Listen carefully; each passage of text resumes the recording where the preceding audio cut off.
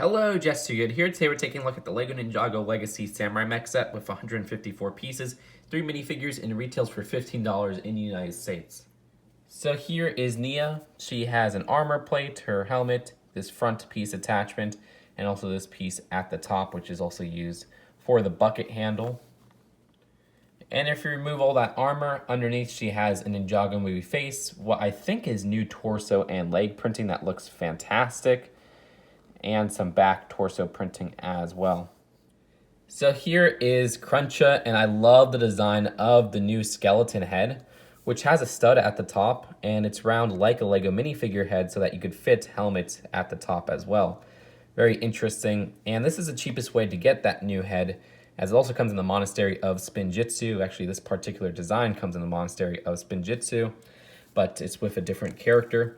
This leg part right here, or I guess the body attachment down to the leg, is printed, and that is exclusive to this set.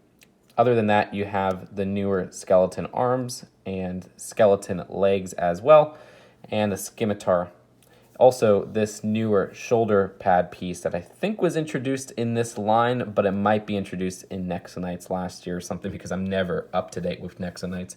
Rest in peace. And here is Knuckle, and the design of this uses a new mohawk color, which is tan. I like that. Also, a new and exclusive face print for that new skeleton piece. The legs right here, or I keep saying the legs because it looks like it's a leg piece, but it's actually one whole skeleton body. That in blue actually comes in the Monastery set. Also, we have the same new shoulder pad piece, and he's holding this bone axe right here, which uses the long bone piece introduced in the first 2011 Ninjago sets with an axe head at the end. So here is the Samurai X mech. The design of this is much smaller than the original $40 version of the mech from 2012, and I feel like it's missing a lot of the things that made it so unique. At the top, there's a stickered flag, which has a sticker on both sides, and the cockpit area, which I wouldn't really call much of a cockpit, only holds the bottom half of Nia, which this is one of the things compromised from the original version. There's this really cool dome feature where you would open up the dome and she would be in the cockpit. And I love that design, and it's missing a whole dome design. Really, the dome part would just be the top of her helmet, and in my opinion, that doesn't really substitute for it. And it was something that made the original mech so unique.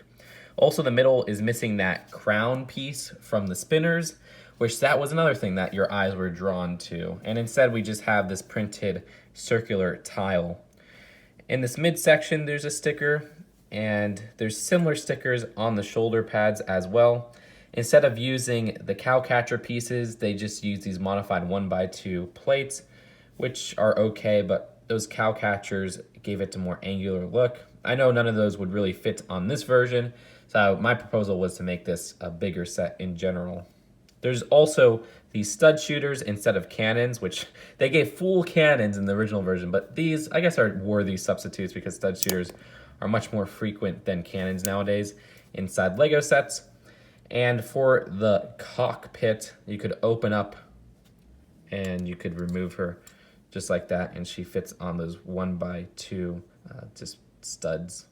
For some articulation, you could move the flag, you can move the miniature stud shooters, and the arms at the shoulders have a miniature ball joint, and then at this midsection, there's a miniature ball joint, and then another miniature ball joint right at the end where the hands, I guess you could say, are at. So you can get a lot of different poses out of that, which is pretty good. I mean, I like the rotation and articulation they have there.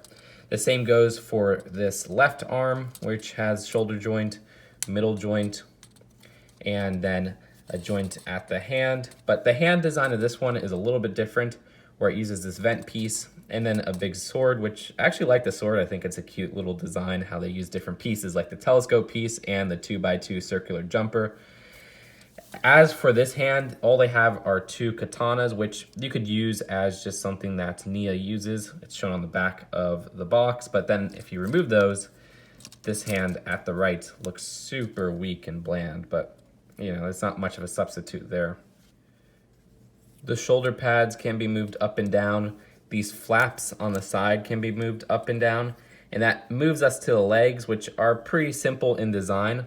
We have a miniature ball joint at the top of them, and then at the bottom where the feet are at. So you can get even more poses there, and don't worry, we'll be posing this figure in a little bit. But there's not too much else going on with the design of the legs, where they just have a vent at the bottom, this piece at the top, and some smoothness to the sides, but nothing really unique about those. It's time to get some poses done, and this one looks like she's about to swing and attack. Here's another interesting attack pose, and this looks like she's about to fall to the ground. But that's it for the build of this set. I do have to compliment how articulated this build is with all the miniature ball joints, and that's a really cool thing for playability. But let's take a look at the packaging and then the final verdict. Here's the front of the box and the back, which this is a sideways $15 box design or the original $13 box designs, I'm not entirely sure. And the only ad at the end of the instructions is for the Ninjago Legacy site. So overall, while I felt like the Golden Dragon didn't get compromised, even though it was $10 less than the original version, I feel like this one does have a lot of things missing that the original version had, and in a bad way, because those things made the original version so unique.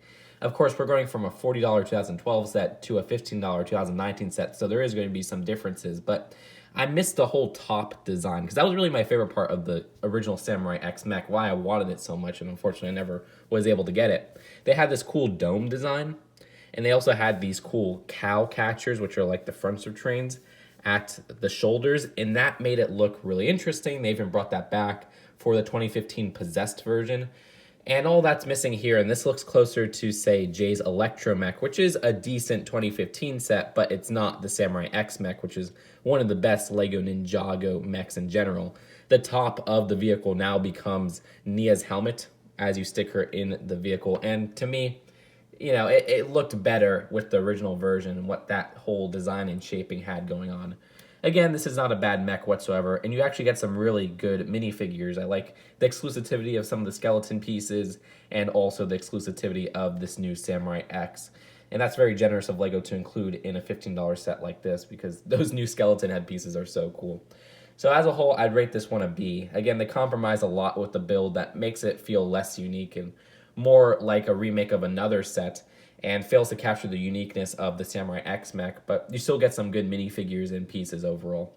So that's it for now. Hope you guys enjoyed this video, and I'll see you guys later. Peace out. Bye.